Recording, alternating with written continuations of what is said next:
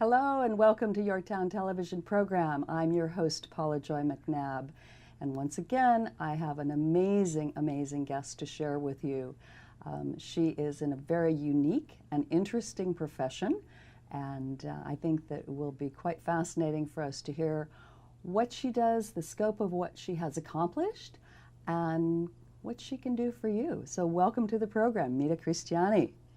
Thank you for having me. I'm excited to share. Thank you. Well, you have a fascinating story, Meda. And we met a while ago, and I was very intrigued by, first of all, your own personal energy of who you are and what emanates from you. I was intrigued by that. And come to find out that you are an energy coach. You deal with energy.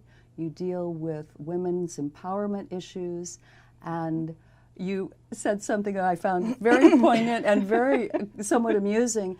Women you work with, how would you describe? They're really unhappy. They're mistreated. They're voiceless. Well, the amusing part was, just to clarify that, is you said you're looking for women who are miserable? Miserable. Yeah, that's what I said. That just kind of came out of me this morning. It's like, what's your perfect client? A miserable woman. And I'm thinking, okay then. Everybody knows a few. At any given time, any of us have been there. Yeah. So tell us more about your background and how did you get here? This is not an ordinary grow up and... No. Well, I was a very miserable, very extremely miserable woman for decades. And at the same time, while that was going on inside, I was a 5-star doormat to all of those that I was serving on the outside. And I pretty much crashed and burned and started to find out that I wasn't a crazy person. I was involved in a lot of relationships with narcissists.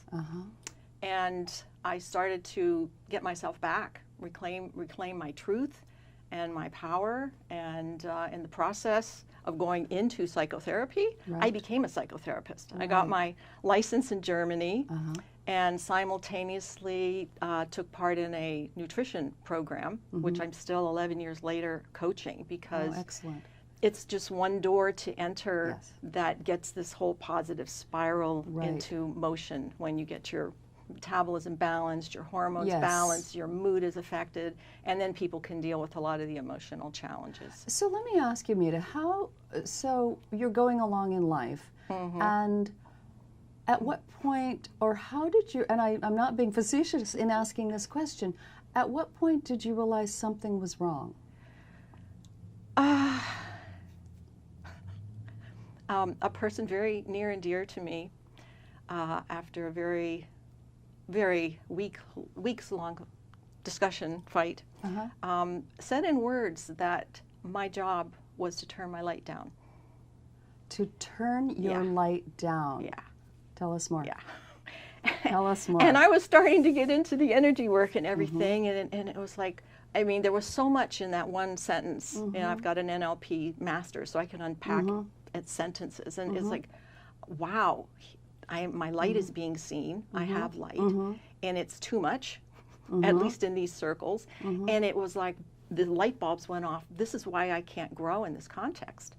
I am in a box. I am squished, and I broke free. And I say, like, I took my light bulb out of the drawer where it had been in the dark for a long time, and I plugged it into like 1,000-watt socket. Wow. Yes, you did, as we can tell by looking at you and hearing you. So how can women who might be empathizing and hearing and relating to what you are saying at this very moment, what do you tell them? What's their first step? I think it's more than any words I say. I think I have an incredible ability to hold someone's truth, the truth of what they're believing in the moment, and their bigger truth of who they are. You know, also a 1,000-watt light bulb with unbelievable potential. And I do believe everybody has all the resources inside of them. It's just we get covered with so much garbage. Right. And it's the So where do they start? That's well, Either they can start with changing their nutrition, which is on a very superficial level. I do get clients that way. They just want to lose weight or whatever. Right. And if it's really someone who's suffering a lot, it's allowing them the room to do some suffering. Because so what do you mean by that? Listening to their story, not letting them expand on their story, but enough where they know that I understand where they are. Yes. And it can be pretty short. Yes. So they feel held in their truth. Right. And then we start going deeper, which is this really your truth? Is this really who you are? Yeah. And start to bring little tidbits of where they are in contact with themselves. And it's a lot of inner work and also psychosomatic work because so much of these traumas are held in the body. Right. And releasing. A lot of releasing. And I say at the end of my coaching, I usually minimum 6 months, is you're going to be inclined to write thank you notes to all these people that you believe have been mistreating you big time.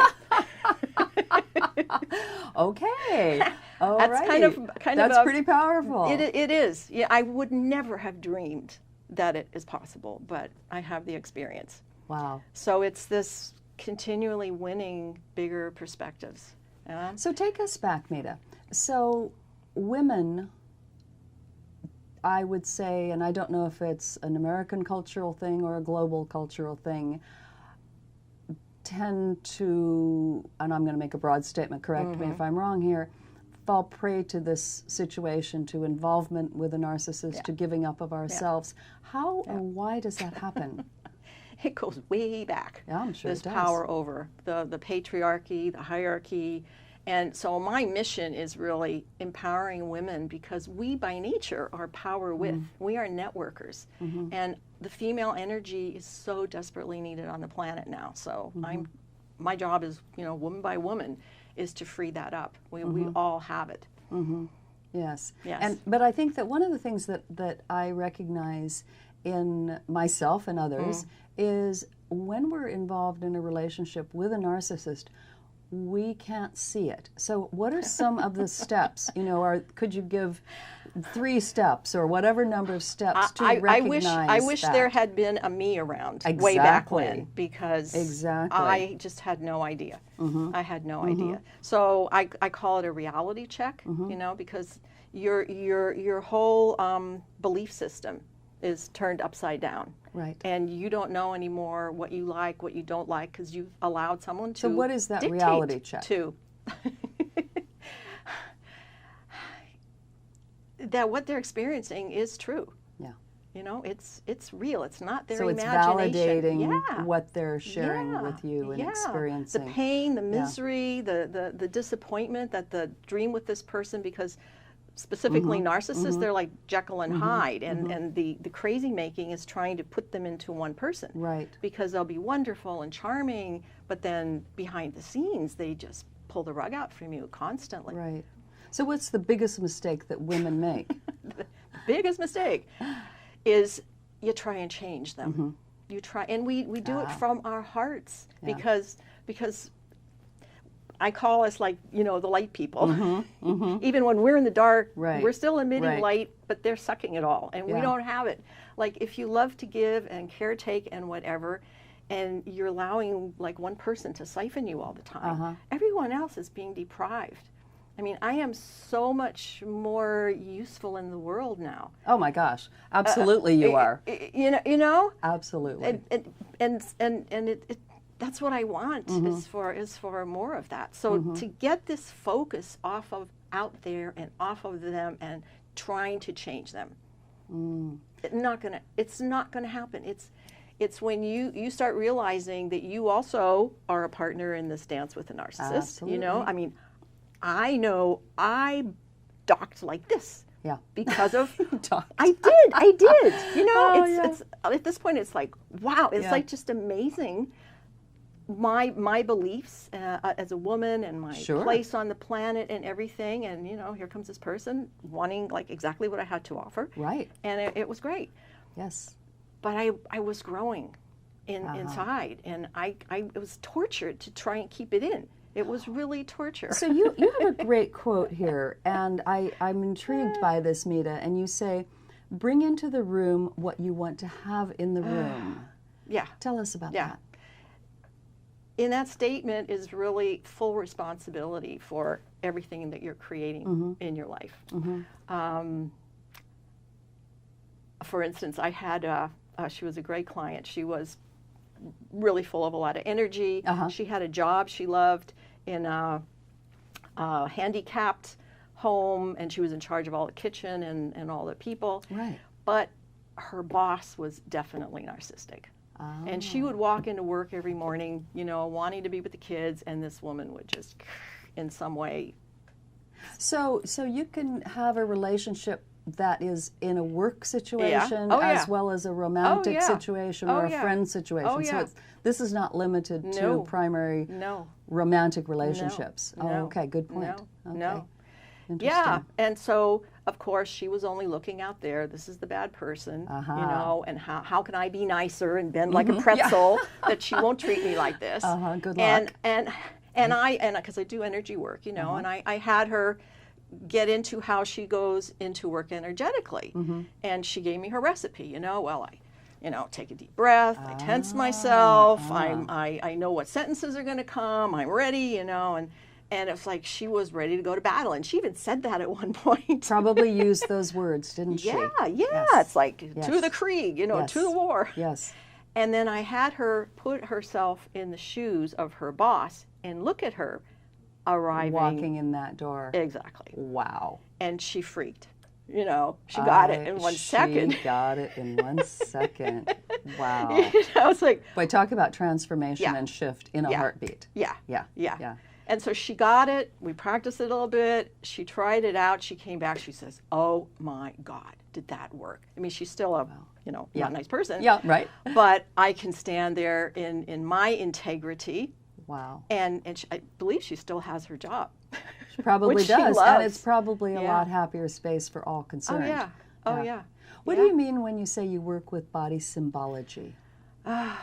Well, our bodies never lie. I am very into biofeedback and talking with our organs, and sounds a little crazy, but they're always giving us. To me, it doesn't, but then that's me. I mean, the messages are there, and it is our core truth. Right. Oh God, there was one woman who was with a number of difficult people, and she was really stressed out because of she was biting her nails like crazy, and didn't know why. And so she came, and I just kind of, what are nails? You know, what else in nature has nails? You know, the lions, the tigers, the birds. You know, and what are they for? You know, we got our beaks and and it was like, oh, and she was into that, and then it's like, well, what would it be if an animal bit off its nails? If it declawed itself, you know? Wow. And that was like, another light bulb. It's like, oh my God, you know? It's like, well, who don't you want to hurt? Ooh, that's powerful. Yeah. That's powerful. Yeah, and she knew immediately. She knew immediately. Yeah. Wow. Yeah. Wow, I'm saying wow a lot in this. Well, these are the wow moments. When I remember Meda. them, I get the shivers over me. I mean, I live for these wow moments. Yes. Because I'm still having them. Yes. It's never ending, and my clients have them, and it's godly. You talk about the transformation process and the length of time that you can expect to work with people, or I do private sessions, mostly online. I work with people, and I kind of recommend 6 months if you really want to see a shift, because all the focus from out there has got to start coming in here. You got to start to get to know yourself again, find safe places, get in touch with your resources, and remember how valuable you are, and precious. all the wonderful work that you can do in the world. Precious. Yeah, and when you start to, get tastes of that, it's really hard to go back in your box. Can't go back. It's hard to go back. Can't go back. Yeah. I want to touch just for a minute, because I'm going to have you back on the program. I've just decided right here and right now. We've got so much great material. You talk about nutrition and body shift. Yeah. Just give a quick little overview of an example of Someone you've worked with that's had a body shift. I had a client. She went on for years because it just was never-ending transformation. She literally lost half her body weight. It took her about a year. It was about 150 pounds. And just shortly before I was leaving Germany, I thought, wow, in the middle of the night, I bet the both of us can fit into her old jeans. And so I went to visit her, and I didn't know it was being filmed. But it was, and we did it. It was hysterical. Oh, I love it. I love it. And she started, I got to lose weight, but she wound up getting out of her parents' business because her mother was very manipulative and controlling, and she changed her home. She moved to Cologne, and the last thing to go was her relationship of 10 years because it just wasn't. He couldn't deal with her being gorgeous. Yeah, exactly. Oh my gosh, Meda. Yeah. How do people reach you? Yeah. This is very intriguing. How do people reach you, Meda? Reach me. Don't do doormat. Okay. Don't do doormat. Stop being a doormat to your food, to narcissists, to all your beliefs and your conditioning, your cultural conditioning for eons, and get free. That's why I call myself a freedom coach. My goodness, you are indeed a freedom coach. Thank you so much for being with us today. Thank you. And I am having you back. Thank you. You must join us again for the next time that I have this amazing woman on the air. She has so much to offer. We didn't even begin to get to what she's got. There's a whole nutritional piece that's intriguing. Please join us again. And reach out to her, Meda Christiani, let me say that straight, Meda Christiani, and she can be found online at don'tdodoormat.com. Yes. Please join us again. This is Your Town television program. I'm your host, Paula Joy MacNab.